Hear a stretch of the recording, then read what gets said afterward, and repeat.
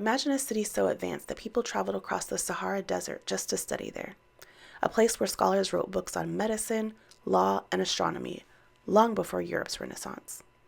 This wasn't a myth or a lost legend. This was Timbuktu, the greatest center of Islamic knowledge in Africa. But what happened to it? And why is it barely talked about today? Today, we uncover the forgotten history of Timbuktu, the university that changed the world, and the fight to preserve its lost knowledge. In this episode, we'll explore how Timbuktu became the intellectual center of West Africa, the legendary Sankore University and its priceless libraries, the scientific, medical, and legal contributions of Timbuktu's scholars, and what exactly happened to Timbuktu and why its knowledge was nearly lost. By the end, you'll understand why Timbuktu was called the city of 333 saints and why its influence still matters today. Peace and blessings, beloved. I'm your sis, Aisha Abdul Rahman. I'm an archivist, I'm a genealogist, and I'm a heritage traveler. Here on my channel, I share my journey of reconnecting to my roots in the US as well as West Africa. In 2022, I obtained my citizenship in Sierra Leone through African ancestry. I created a YouTube series here all about it and have been deeply engaged in learning and sharing knowledge about our ancestral connections here on YouTube ever since.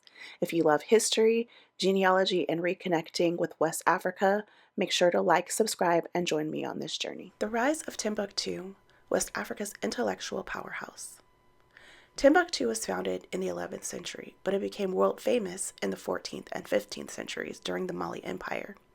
At its height, it was the center of Islamic scholarship, trade, and spirituality. Scholars from across North Africa and the Middle East, as well as West Africa, traveled to study in Timbuktu's madrasas, debate philosophy, and expand human knowledge. At its peak, Sankore University housed over 700,000 manuscripts covering topics like Islamic law and jurisprudence, medicine and anatomy, geography and astronomy, history and philosophy. This made Timbuktu one of the greatest centers of learning in the world, rivaling universities in Cairo, Baghdad, and Cordoba. So, why was Timbuktu called the city of 333 saints? Timbuktu was not just a place of learning, it was also a spiritual center. It was home to 333 Islamic saints, scholars, and religious leaders who helped spread Sufism and Islamic traditions throughout West Africa. Many mosques and shrines were built to honor them, turning Timbuktu into a center for religious study and pilgrimage. So what does Timbuktu's legacy look like today? Today, efforts are being made to preserve Timbuktu's manuscripts. Organizations like UNESCO and local Malian scholars are digitizing and protecting the remaining texts so that future generations like yourself, myself, our children and our grandchildren, and even our great-grandchildren can learn from them.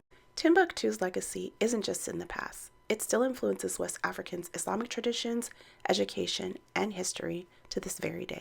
Timbuktu was more than a city. It was a beacon of knowledge that shaped Islamic history in West Africa.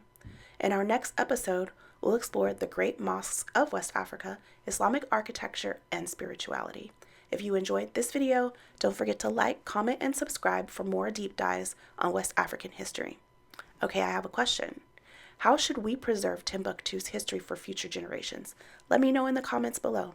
Until next time, Assalamu alaikum wa rahmatullah wa barakatuh. That means may the peace and blessings of God be upon you. Life is good. Have a blessed day.